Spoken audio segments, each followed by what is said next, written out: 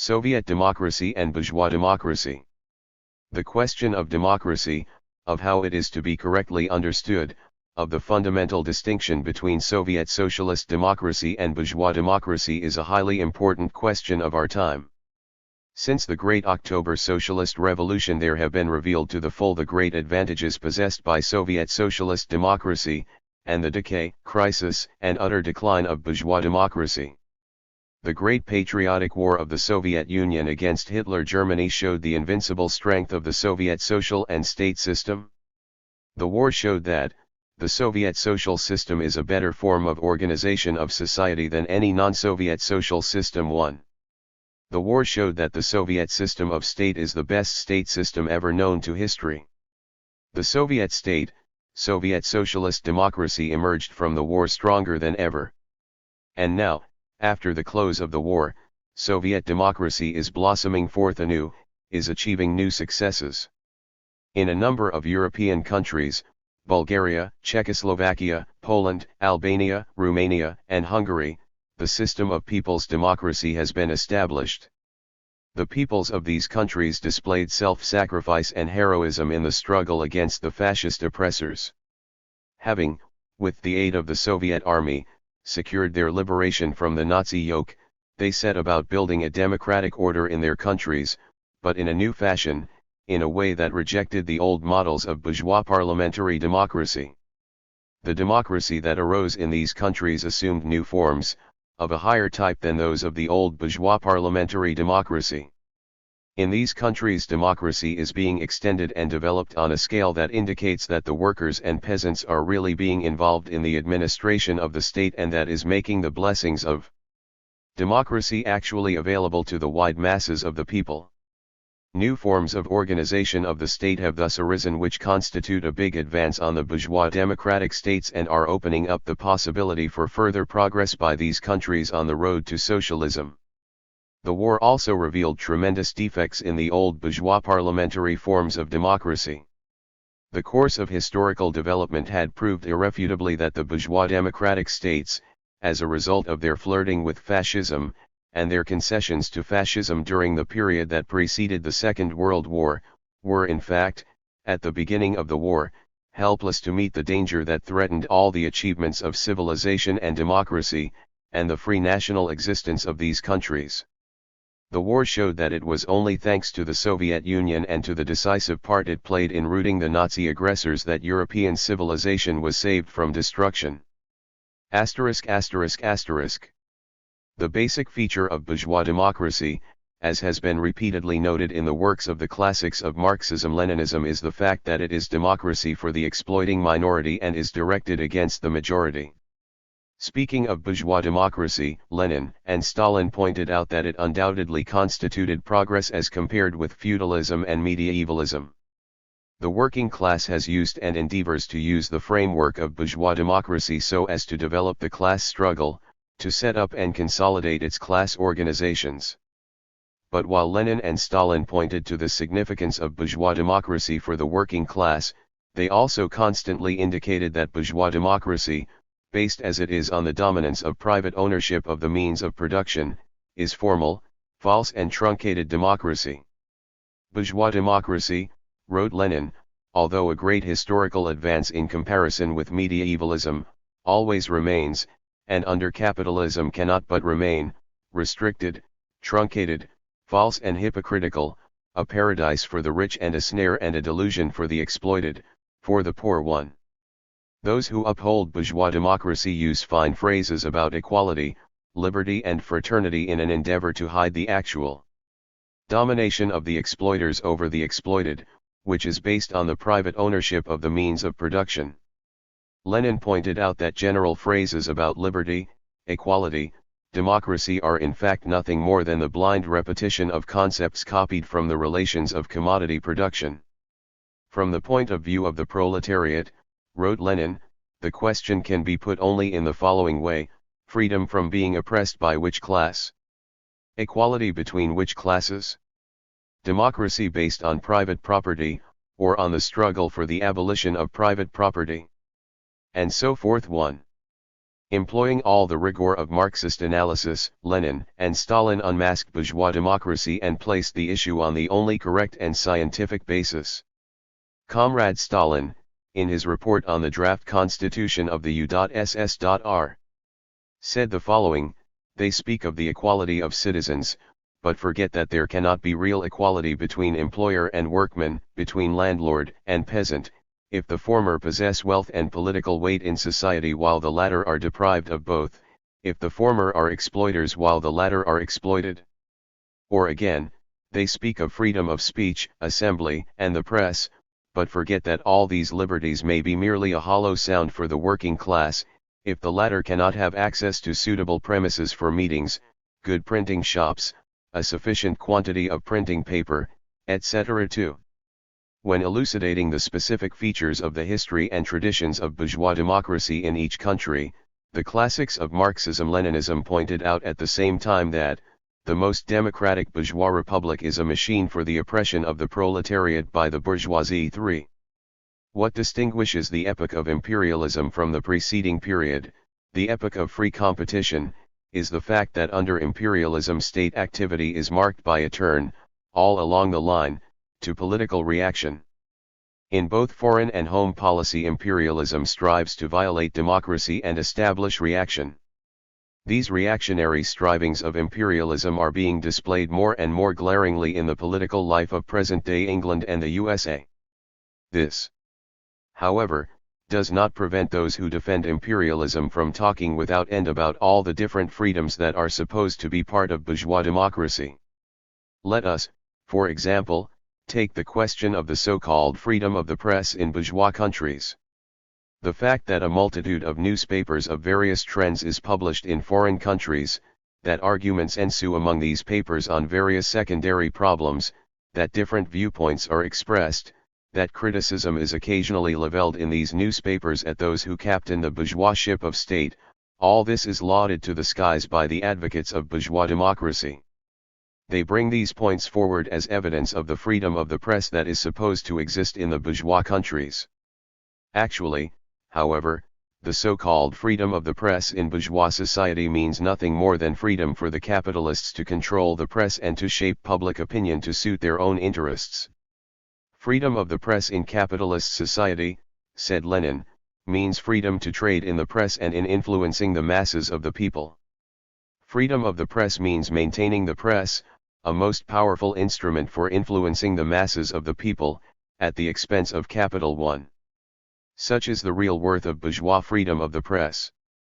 The false character of the so-called freedoms, particularly freedom of the press, has even had to be admitted by many publicists and sociologists who defend bourgeois democracy. Or let us take the so-called freedom of elections, which is lauded in every way by the apologists of present-day bourgeois democracy. The fact that different parties participate in elections, that a struggle takes place among them, and that these parties advance different programs is extolled by the apologists of bourgeois democracy as evidence of the existence of a supposedly genuine democratic system in these countries. Yet if we delve into the essence of bourgeois freedom of elections, so-called, we will see that this boasted freedom of elections is as much a fraud as is freedom of the press. Marx, in his work The 18th Brumaire of Louis Bonaparte, already characterized bourgeois constitutions as follows: each paragraph of the constitution contains its own antithesis, its own upper and lower house, namely, liberty in the general phrase, abrogation of liberty in the marginal note. 1. Basing himself on later historical experience, Lenin continued this characterization of bourgeois liberties as follows: under bourgeois democracy the capitalists, by 1001 tricks, which are the more artful and effective the more pure democracy is developed, debar the masses from a share in the work of administration, from freedom of the press, the right of assembly, etc. For the toiling masses, participation in bourgeois parliaments is hindered by 1001 obstacles, and the workers know and feel, see and realize perfectly well that the bourgeois parliaments are institutions alien to them, instruments for the oppression of the proletarians by the bourgeoisie, institutions of a hostile class, of an exploiting minority too. Numerous restrictions exist, both in Great Britain and the United States, that prevent the suffrage being universal. There are restrictions of various kinds on the suffrage, in the shape of literacy qualifications, a poll tax and so on and so forth. In the USA, Negroes possess the formal right to vote and be elected, but in actual practice on only one occasion in 50 years was a Negro elected to Congress. When elections are about to take place in the USA, Negroes have to undergo quite a meticulous examination to establish their ability to read and write, and frequently their political knowledge. This is done so as to deprive the overwhelming majority of the Negro population of the suffrage. Facts of this kind, proof that the freedom of elections is in fact restricted, are quite well known. A wealth of material exposing the sham of freedom of elections in bourgeois countries is to be found in the publications and statements of many, even loyal, upholders of bourgeois democracy. In 1944, a book appeared in the USA entitled Democracy Begins at Home by Jennings Peary. The author, editor of the newspaper Tennessean, devotes this work to the problem of the poll tax in the state of Tennessee and in the southern states in general. The book discloses a highly interesting picture of the morals characteristic of present-day American democracy. It turns out that in the USA the years 1889 to 1908 saw the gradual introduction in all the states of something in the nature of a tax on the right to vote. It became the rule that citizens could not participate in the elections unless they paid this tax. What effect did this tax have on the elections? In 1936 there took place the election of the governor of the state of Tennessee. Of a total of 1,200,000 electors, only 352,000 voted. A certain adventurer and racketeer by the name of Crump controlled a solid block of between 60,000 and 70,000 votes and so had the entire state of Tennessee in his grip. Here is an eloquent description of him, given in 1939 by the United Press correspondent, John Paris.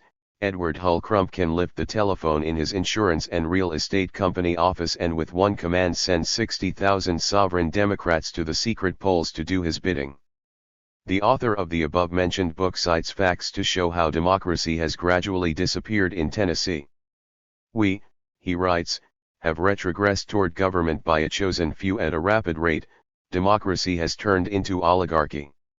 An idea of the system and character of general elections in Great Britain is given in the book of the Liberal Party leader, Ramsay Muir, entitled How Britain is Governed. In this book the British election system is called outright in the highest degree unjust, unsatisfactory, and dangerous. This system, wrote Muir, actually disfranchises a large majority of the electors. If we could estimate the total of those whose votes are of no avail because they have voted for unsuccessful candidates, of those who have refused to use their votes because there was no candidate with whom they agreed, and of those who have voted reluctantly for somebody who did not represent their views merely because he was less objectionable than the available alternatives, we should probably find that something like 70% of the total on the insistence of Thomas and Hoover a special committee was appointed at the end of November 1946 to investigate officials under suspicion and to purge government institutions of the Reds. The New York PM in an item dealing with the commencement of the operations of this committee wrote that the attempt to replace the Civil Service Commission by the Federal Bureau of Investigation constituted a great danger. Should such a replacement take place it would be one more step, and a very disastrous one, towards transforming the Federal Bureau of Investigation into a political police force, and the United States into a police state. This would be a disruptive act of far greater dimensions than anything any official could commit. In March 1947 Truman issued an order, that went into immediate effect, for all civil servants to undergo investigation and for the dismissal of all subversive persons, i.e., of those suspected of adherence to or sympathy with the communist and other democratic organizations. With a view to covering up the fact that the drive was aimed at democratic organizations, Truman's order placed the communist and other democratic organizations on a level with fascist. 11. Organizations. The order required 2,300,000 USA civil servants to undergo examination by the Federal Bureau of Investigation. Needless to say, this order will least of all affect the fascist and semi-fascist elements, who often occupy quite important posts in the USA. It will be directed and wholly operated against the progressive and democratic elements in the country. Such are the facts that supply us with a picture of the state of present-day American dollar democracy. Formally, the democratic freedoms are exalted and propagated. Actually, they exist merely for those who have the dollars. Formally, the praises are sung, in 101 different ways, of freedom of speech, freedom of the press, and freedom of assembly. Actually, these freedoms are enjoyed, and enjoyed without limit, by the reactionary circles and organizations that are supported by the magnates of finance capital. As to the progressive organizations, personalities, and press, every possible obstacle is raised to prevent them developing their activity. And what can be said of the reactionary and expansionist policy that is being conducted by American imperialism behind a smokescreen of talk about democracy? The American imperialists are giving every possible support to the reactionary elements in Japan. The imperialists of the USA and Great Britain are lending their aid to all the reactionary elements in Europe, the Near and Middle East, Greece, and Turkey. The American imperialists are actively assisting Chiang Kai-shek's fascist clique in their war on the Chinese people. The troops of Democratic Holland, supported by the British and Americans, are suppressing the struggle for national liberation in Indonesia. In November 1918, Lenin pointed out, in an article entitled Valuable Admissions of Pitirim Sorokin, that Anglo-American imperialism, which is reinstating reaction all over the world and has perfectly learned how to use the form of the democratic republic, one is stifling the small and weak nations. This characterization, as given by Lenin, is fully applicable today to the policy of the reactionary circles of the USA and Great Britain. With the connivance of the Labour government, the fascist organizations in England are freely extending their disruptive activities. Mosley, one of the leaders of British fascism, has his own publishing establishment. In 1946 he published his book My Answer, which even the conservative Lord Elibank compared to Hitler's Mein Kampf. A number of fascist organizations, like the Duchess of Athol's British League for European Freedom, have been established and are operating in England. This latter organization gathers together the fascist and White Guard dregs from the people's democracies. Other fascist organizations, like the British People's Party, the League of Christian Reformers, and the Imperial Fascist League, openly and systematically propagate racial theories of the wildest type. All these organizations have combined in a fascist congress. At a meeting held in London on December 10, 1946, and convened by the Fascist Congress, John Beckett cynically and brazenly extolled the Nazi Party and its bandit policy. And such statements are being made openly now, after all freedom-loving mankind has seen that fascism means the enslavement and extermination of nations, the destruction of the world's culture. The fascist elements are openly renewing their activity in South Africa, where the machinery of state is being fascist, racial discrimination is practiced, raids are made on workers' organizations, and their leaders are arrested. All these things are being done by the South African government, which is headed by fascist, racialist politicians. The Fascist Party has been legalized in Canada. The leader of this party, Adrian Arcand, recently declared that fascism in Canada was stronger now than ever before. He maintains contact with the fascists in Great Britain, the Union of South Africa, New Zealand, and elsewhere. The historical experience of the bourgeois democratic countries teaches us that to give the fascists a free hand means to doom the working people to oppression of the worst kind, to threaten the very existence of the peoples. To give the enemies of democracy a free hand is not democracy but the negation of it. To give a free hand to the enemies of democracy is to create favorable conditions for the growth of fascism. The time has passed when the doors of Great Britain were open to revolutionary refugees from various countries, when such men as Marx, Engels, Herzen, Kossuth, and Mazzini could conduct their activities relatively unhindered.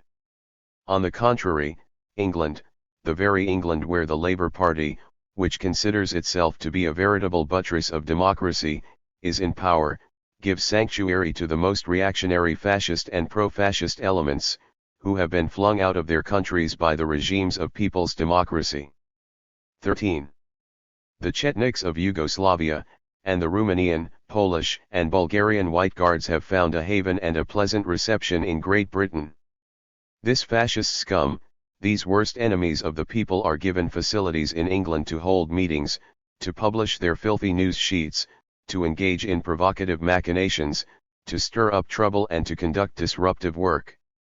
And all this is done supposedly in pursuance of the principles of democracy, in the name of freedom of speech, freedom of the press, etc. Is any more obvious proof required of the deep deficiencies and cankers of present-day bourgeois democracy? The defeat of the Conservatives and the advent to power of the Labour government were a reflection of the fact that the working masses of England had moved considerably to the left. In voting down the policy of Churchill and the Tories, the British working class hoped that with the Labour Party in power a considerable change in government policy would result. Such change, however, did not ensue. The actual fact is that Great Britain, where the Labour Party is in power, is engaged in suppressing the movements for national liberation in India, Egypt, Indonesia, Palestine, and other countries, in supporting the forces of reaction in Europe, in Greece, Spain, the western zone of Germany, Austria, and other countries. The Labour Party leaders consider theirs to be a socialist government, but they have kept intact the old, bourgeois machinery of state which is unable to conduct anything other than an imperialist policy. They have kept intact the economic system of capitalism.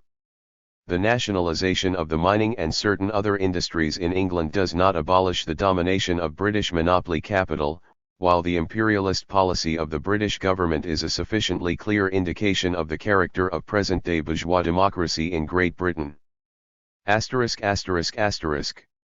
Soviet democracy differs fundamentally from bourgeois democracy. Born in October 1917, Soviet socialist democracy has proved to be a great, vital, and transforming force. The victory of the Great October Socialist Revolution meant that the epoch of the parliamentarism of the capitalists had been replaced by an epoch of Soviet institutions of state. What are the specific features of Soviet democracy? 14. Firstly, its economic basis is the predominance of the social ownership of the means of production. The victory of socialism in our country, the absence of exploiting classes, such is the basis on which socialist democracy is flourishing. It is a democracy that differs in principle from bourgeois democracy. Socialist democracy is democracy of a higher type. For the first time in history there has grown up and acquired strength a socialist state in which the entire population has been drawn into active participation in the country's political life. For the first time a political system has developed and become firmly established under which the widest masses of the people really, and not in words alone, take part in administering the state. Secondly, Soviet democracy is not ordinary democracy, but socialist democracy. The specific feature of the Constitution of the USSR is that it does not limit itself to registering the formal rights of citizens, but places the main emphasis on the question of guaranteeing these rights. In the USSR not only is the equality of the rights of citizens proclaimed, this equality of rights is guaranteed by the fact of the abolition of the exploitation of man by man. In the USSR not only has the right to work been proclaimed, this right is guaranteed in fact. Socialist democracy has put an end, once and for all, to formal bourgeois democracy.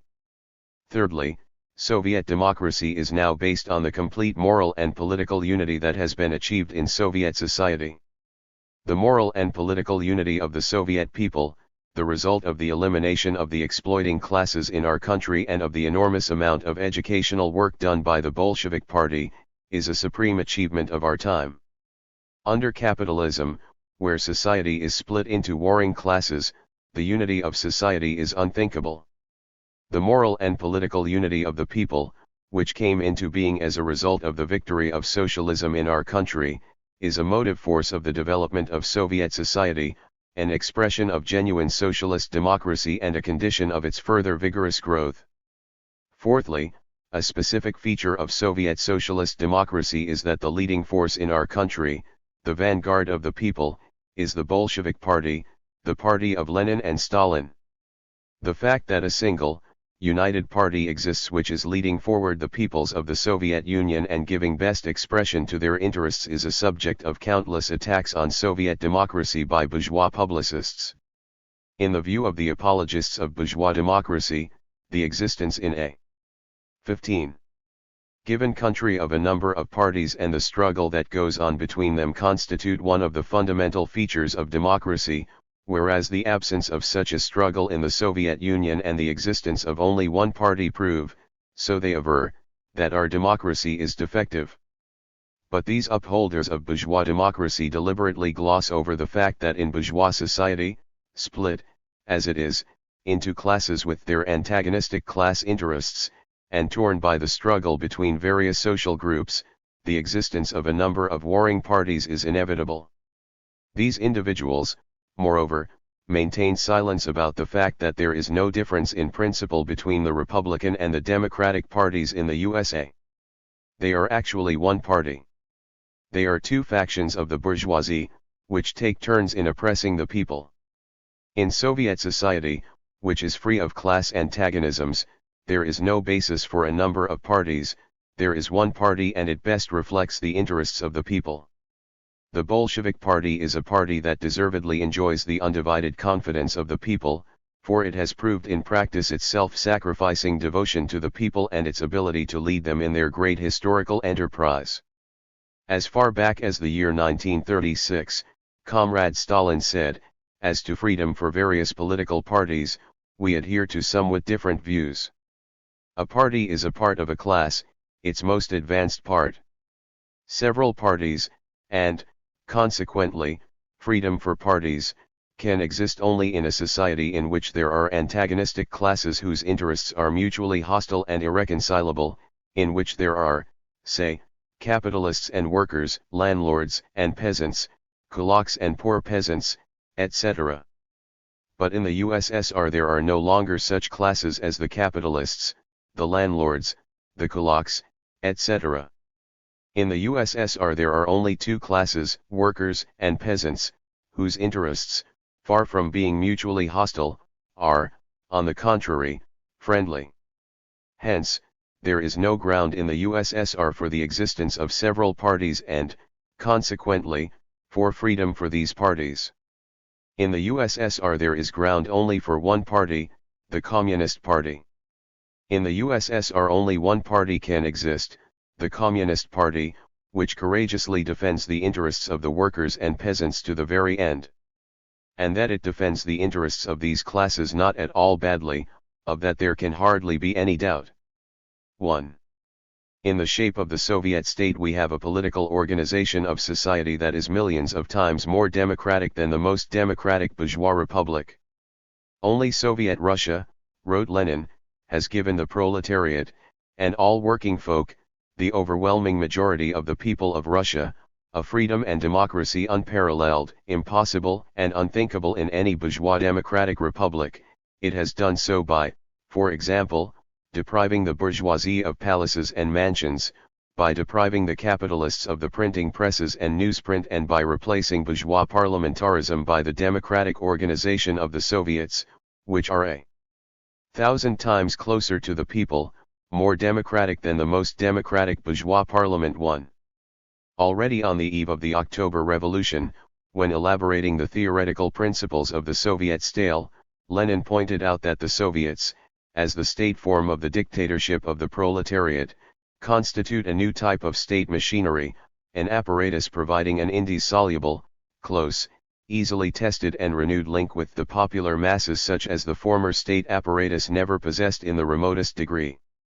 Compared with bourgeois parliamentarism, said Lenin, this represents an advance in the development of democracy which is of historical and worldwide significance too. The Soviet state system best serves to defend and guarantee the interests of the peoples of the USSR. That is why the masses of the people have so great a love for the Soviet system, why they are so devoted to their socialist motherland, which inspires them to perform deeds of heroism. Soviet patriotism is one of the great motive forces of the development of Soviet society.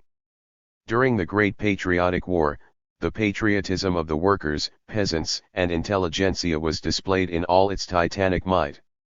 In his report on the occasion of the 27th anniversary of the Great October Socialist Revolution, Comrade Stalin gave the following classic definition of the essence and the strength of Soviet patriotism. The strength of Soviet patriotism lies in the fact that it is based not on racial or nationalistic prejudices, but upon the profound devotion and loyalty of the people to their Soviet motherland, on the fraternal cooperation of the working people of all the nations inhabiting our country. Soviet patriotism is a harmonious blend of the national traditions of the peoples and the common vital interests of all the working people of the Soviet Union. 1. The proposition advanced here by Comrade Stalin, which generalizes the very rich experience of the friendly cooperation among the nations of the Soviet Union, and of the development of their statehood and culture, is one of the outstanding discoveries made in the development of Leninist theory and is of the greatest importance as regards the political education of the people, as regards their education in the spirit of Soviet patriotism. Soviet patriotism has grown and blossomed forth under Soviet democracy.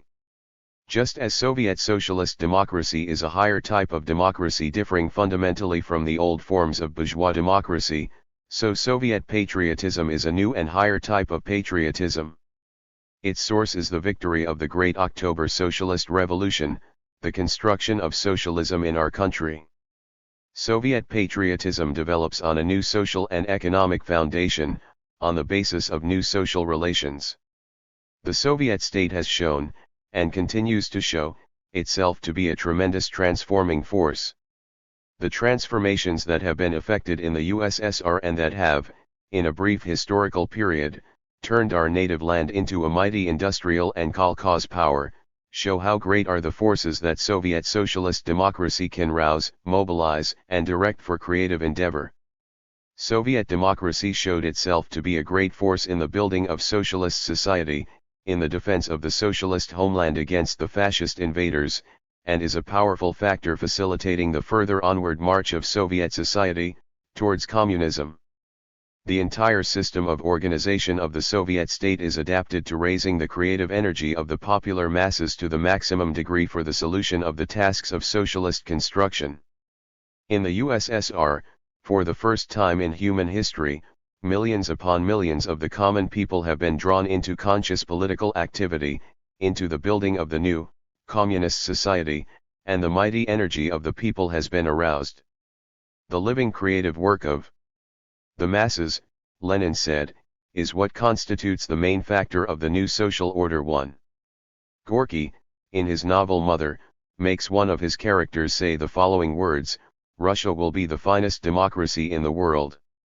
This dream of the great proletarian writer has found its living embodiment in our country.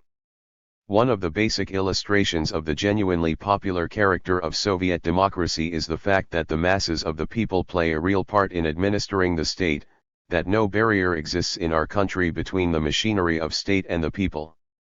The creative initiative of the masses, the pulsating activity of public organizations, the ever-new forms of participation by the working people in economic and cultural development, the political activity of the people, all these are remarkable indexes of the great Soviet democracy existing in the USSR.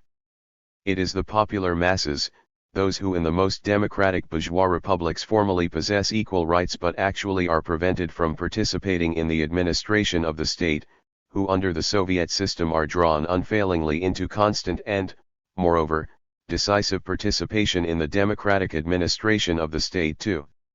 The main process taking place in our country in the upbuilding of the Soviet state is that of the constantly growing political activity of the popular masses, of the continuous promotion from the very midst of the people of new individuals possessed of organizing capacity, new men of talent, outstanding statesmen. Since the adoption in 1936 of the Stalin Constitution, elections in the USSR to the organs of supreme power have taken place on 4 occasions, viz., twice to the Supreme Soviet of the USSR, and twice to the Supreme Soviets of the Union Republics. In 1937, in the elections to the Supreme Soviet of the USSR, 96.8% of the electors recorded their votes, and the candidates put forward by the bloc of communists and non-party people received 98.6% of the total votes cast. Almost 90 million people voted solidly at that time for the bloc of communists and non-party people. In 1938, in the elections to the Supreme Soviets of the Union Republics, the bloc of communists and non-party people received the votes of 99.4% of electors who voted. In 1946, in the elections to the Supreme Soviet of the USSR, 99.7% of the electors recorded their votes, and the candidates put forward by the bloc of communists and non-party people received 99.18% of the total votes cast. Over 100 million electors voted as one man for the Bolshevik Party, and for the further consolidation of the Soviet state. In the early part of 1947, there took place the elections to the Supreme Soviets of the Union Republics. The results constitute a further splendid victory for Soviet democracy, as the following figures will show. Electors voting. For candidates of bloc of communists and non-party people, percentage of votes Russian Soviet Federative Socialist Republic 99.95% 99.29%. Ukrainian Soviet Socialist Republic 99.96% 99.47%. Belarusian SSR 99.97% 99.57%. Azerbaijan SSR 99.98% 99.79%. Georgian SSR 99.97% 99.94%. Armenian S.R 99.99% 99.81%. Uzbek SSR 99.99% 99.86%. Kazakh SSR 99.97% 99.7%. Kyrgyz SSR 99.95% 99.62%. Tajik SSR 99.99% 99.9%. Turkmen SSR 99.96% 99.77%. Moldavian SSR 99.92% 99.69%. Kyrillo-Finnish SSR 99.96% 99.26%. Latvian SSR 99.75% 99.13%. Lithuanian SSR 97.91% 98.05%. Estonian SSR 99.33% 96.17%. What do these figures show? Firstly, that in the Soviet Union practically all the electors, with absolutely insignificant exceptions, exercise their voting rights. This is testimony to the high level of civic consciousness, to the tremendous political activity of the masses of the people. The working folk of the Soviet Union take part in the elections as in some great festive event. Such a state of affairs is absolutely unthinkable in bourgeois society. It is the product of the victory of socialism, and of that alone. 20. The entire system of organization of the elections, from the consistent, thoroughly democratic method by which our public organizations nominate candidates, and the method by which candidatures are discussed, to the provision of all the conditions necessary to enable each elector to fulfill his civic duty, wherever he may be when the elections take place, this entire system of organization of the elections is marked from beginning to end by genuine Stalinist love for the working people, by concern for their interests and requirements, by the striving to ensure that the masses are drawn to the maximum degree into the actual administration of the state. Secondly, that with absolutely insignificant exceptions, all the electors who record their votes cast them for the bloc of communists and non-party people. This complete unanimity displayed in the voting is an expression of the complete moral and political unity of the people, a unity of the people such as is created and consolidated by the socialist system of society. The people stand forth as a single whole, in the real sense of the term. In the Stalin constituency of Moscow, where on February 9, 1947, the candidate in the election of the deputy to the Supreme Soviet of the Russian Soviet Socialist Republic was J.V. Stalin, 100% of the electors recorded their votes. Not a single one of the ballot papers was invalid, neither did a single one of them register rejection of the candidate. J.V. Stalin was unanimously elected deputy.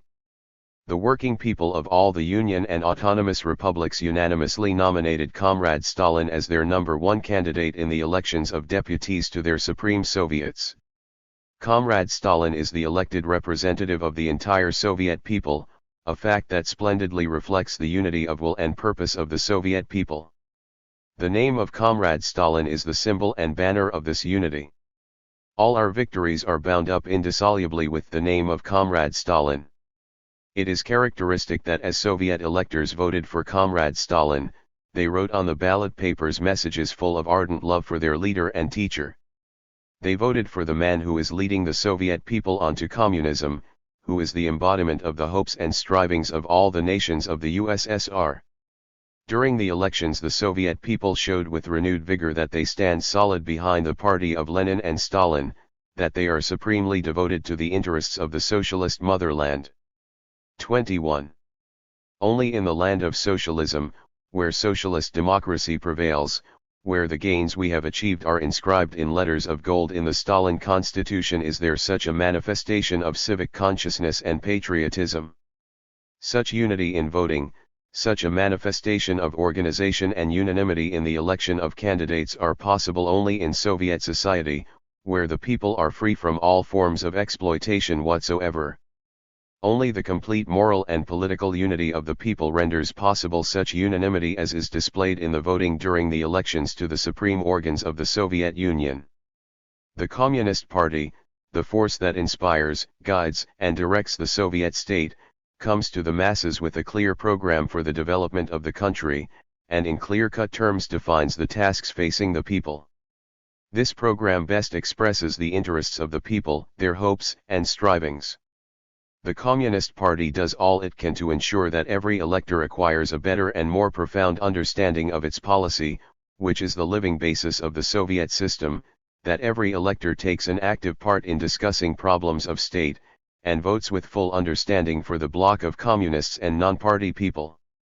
As Lenin said, in our view a state is strong insofar as the masses are conscious. It is strong when the masses know everything, can form an opinion of everything, and do everything consciously. 1. In his historic speech delivered on February 9, 1946, Comrade Stalin said, "I regard the election campaign as the voters' judgment of the Communist Party as the ruling party. The result of the election will be the voters' verdict too." The elections in the Soviet Union are a repeated indication of the love felt by the masses for the Bolshevik Party.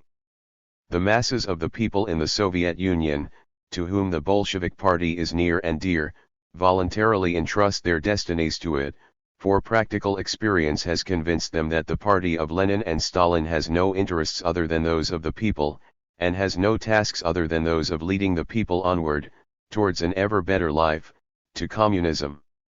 The Bolshevik Party gives scientific expression to the fundamental, vital interests of the masses of the people, and this is the necessary condition that ensures it the leading role it plays in the Soviet state.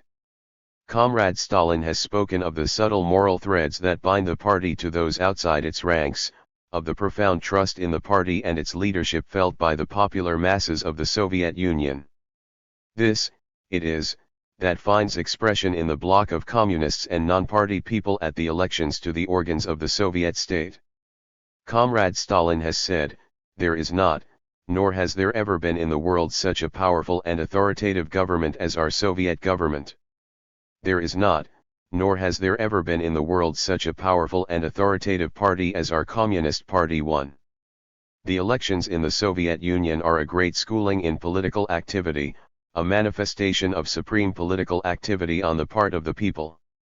Hundreds of thousands of active workers, agitators, and propagandists, many tens of thousands of members of ward and constituency electoral commissions, and of electors' representatives take part in the election campaigns. The elections are the occasion for a countrywide review by the people of achievements and successes, and also for a criticism of the defects of the work of the various parts of the machinery of state. Countless meetings take place at which affairs of state, and candidatures, are discussed. In the political work it conducts in preparation for the elections, the Communist Party reaches every single elector. As a result, we can say that there has developed a new form of political life, unthinkable in bourgeois countries, a form of participation by the entire people in the discussion of affairs of state, in the solution of most important problems of state. Socialism has elaborated such forms as enable all the working people easily to be drawn into the administration of the state. Such facts as the solid vote of over 99% of the electors for the candidates of the bloc of communists and non-party people, for the policy of the party of Lenin and Stalin, are events of the greatest historical importance.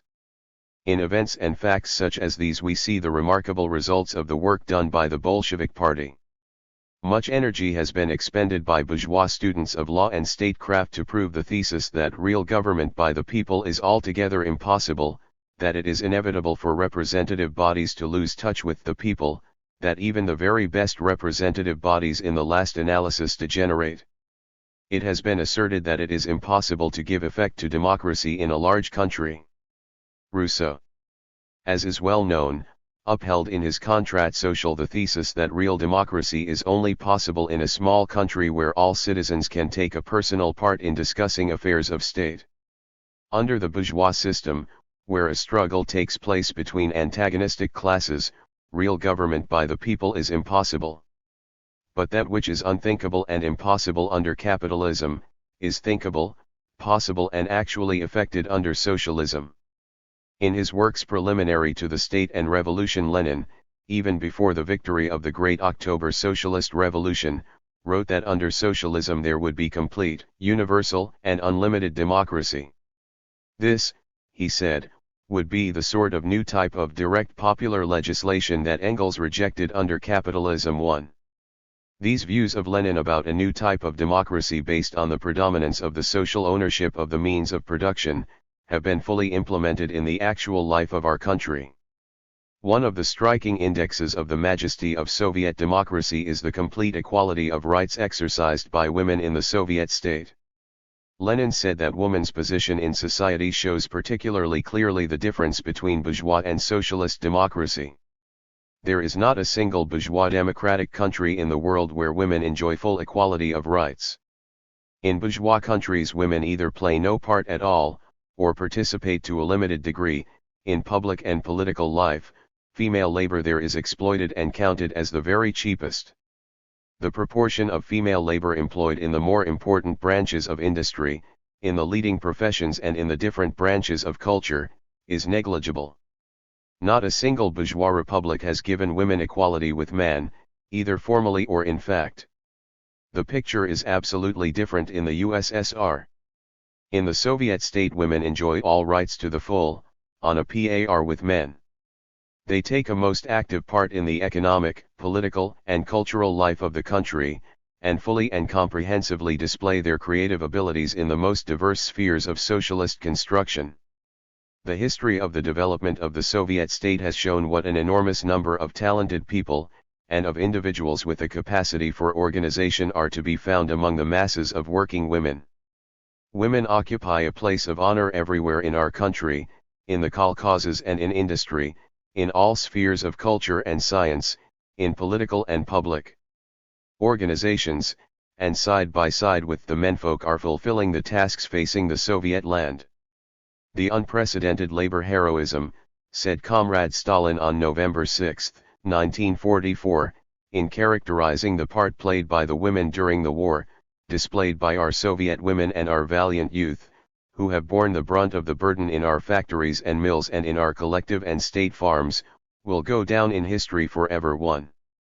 An index of the genuinely socialist character of our democracy is the fact that the national question has been successfully solved in the USSR.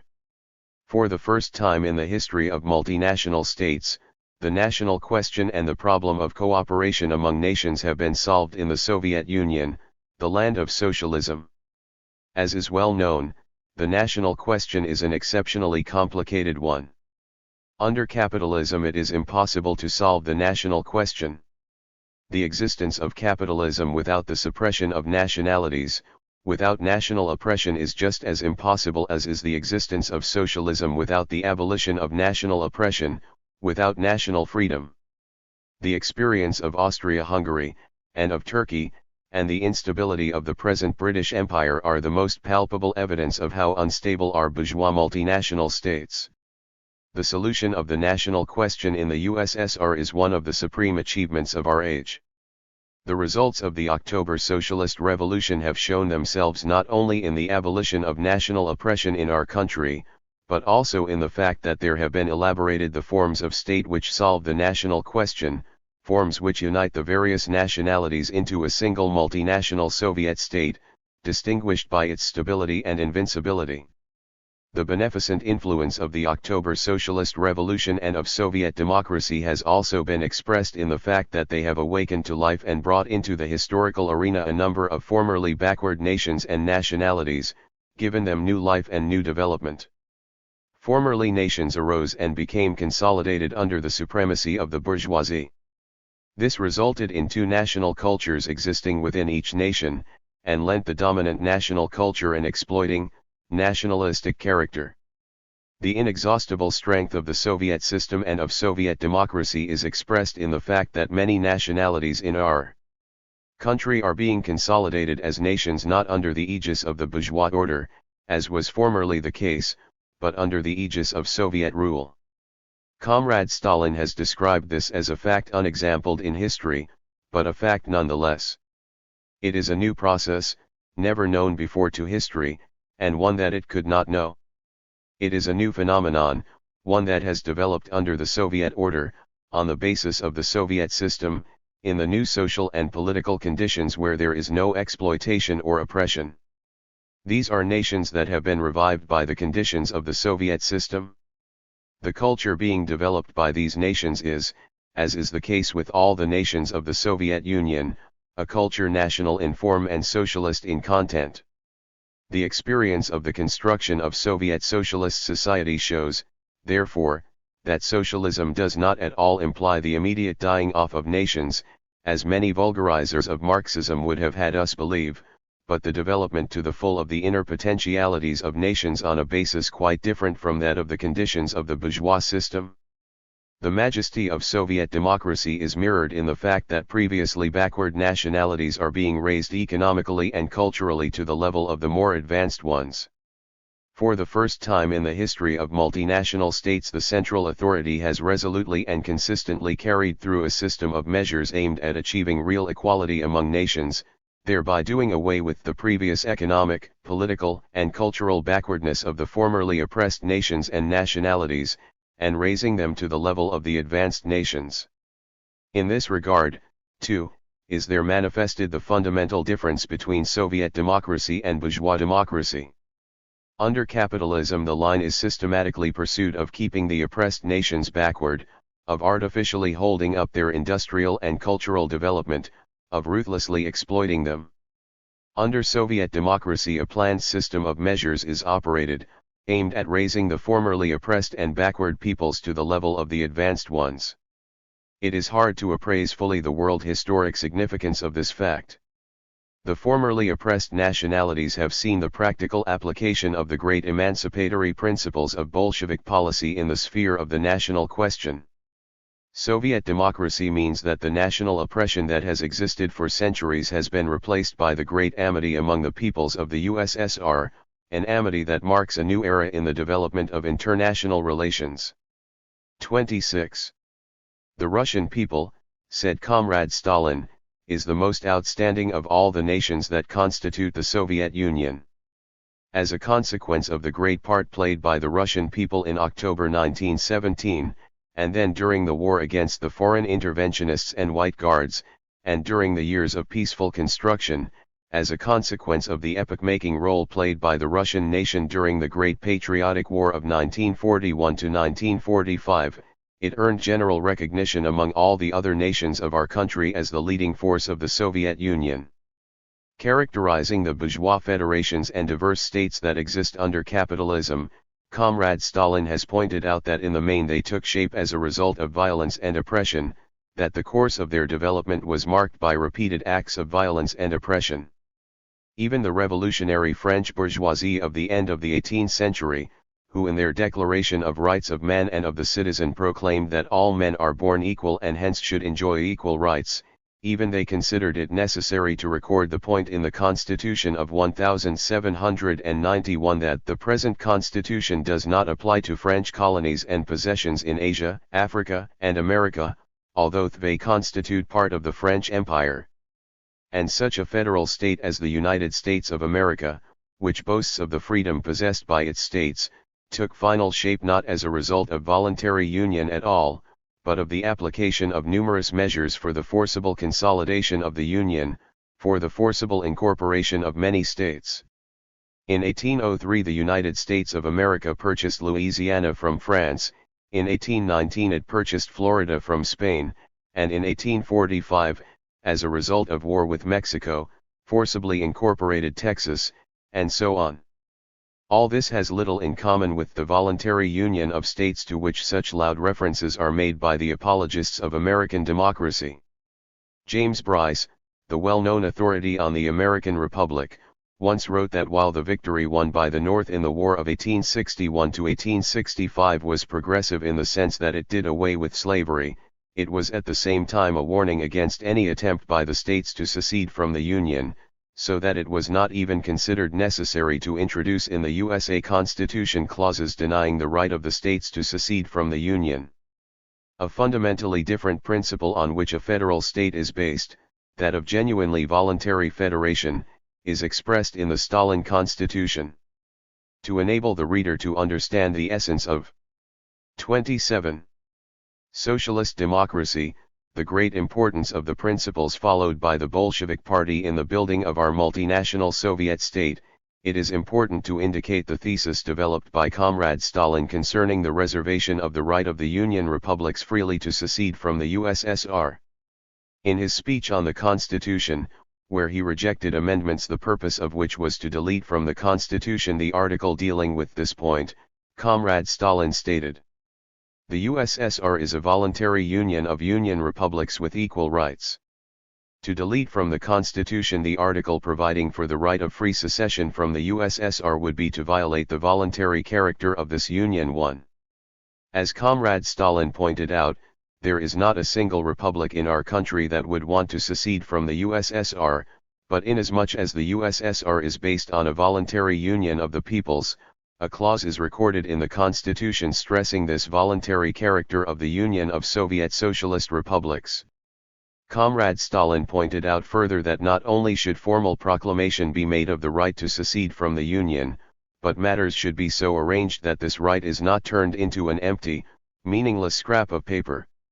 That is why one of the three qualifications for an autonomous republic to be transferred to the category of Union Republic is that it is situated along the country's borders. Comrade Stalin said that, the republic concerned must be a border republic, not surrounded on all sides by USSR territory. Why? Because since the Union republics have the right to secede from the USSR, a republic, on becoming a Union republic, must be in a position logically and actually to raise the question of secession from the USSR. And this question can be raised only by a republic which, say, borders on some foreign state, and, consequently, is not surrounded on all sides by USSR territory too. There is no republic in our country desirous of seceding from the USSR. Only as component parts of the USSR have our national republics secured the conditions requisite for their development on an unparalleled scale. Only with the aid of the entire Union have the different republics risen to enormous heights and secured the most extensive facilities for their prosperous growth. The principles proclaimed in the Constitution regarding the voluntary character of the Union and the equality of the rights possessed by the Union republics are guaranteed by the conditions that actually exist for this voluntary union and enjoyment of equal rights. Is a clearer expression required of the principles of socialist democracy embodied in the Stalin Constitution? Only socialist democracy fully and thoroughly solves the problem of fraternal collaboration among nations in a single multinational Soviet state. It is only such a solution of the problem that has created the stability and steadfastness, the firmness and might which distinguish the Soviet multinational state. The 10th session of the Supreme Soviet of the USSR, which took place from January 28 to February 1, 1944, when the Patriotic War was at its height, adopted decisions of exceptionally great importance, which constituted a new advance in the development of our multinational Soviet socialist state. The session adopted laws for the establishment of military formations of the Union republics, and in this connection for the transformation of the People's Commissariat of Defense from an all-Union into a Union Republican People's Commissariat, and for the endowment of the Union republics with the right to enter into direct relations with foreign powers and to conclude treaties with them, and in this connection for the transformation of the People's Commissariat of Foreign Affairs from an all-Union into a Union Republican People's Commissariat. All this became possible and necessary as a result of the political, economic, and cultural development of the Union republics. These new achievements in the development of the Soviet state were, by decision of the third session of the Second Convocation of the Supreme Soviet of the USSR held in 1947, embodied in the Stalin Constitution. Such are the most important and characteristic features of Soviet socialist democracy. The strength and vitality of Soviet democracy have been tested by experience. A great and leading role has been played by Soviet democracy in the struggle against fascism.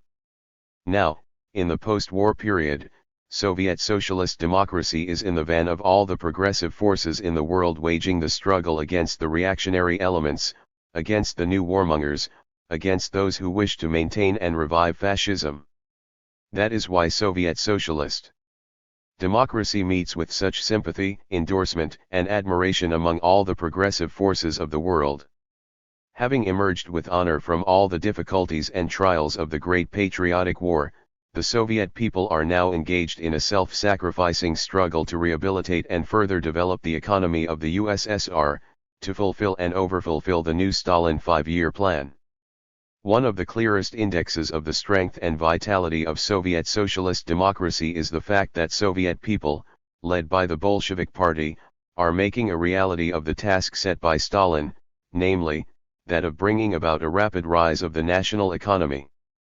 This pamphlet is a translation of an essay published in the Symposium Soviet Socialist Society prepared by the Institute of Philosophy of the Academy of Sciences of the USSR and published by the Gospolitis. Moscow 1949.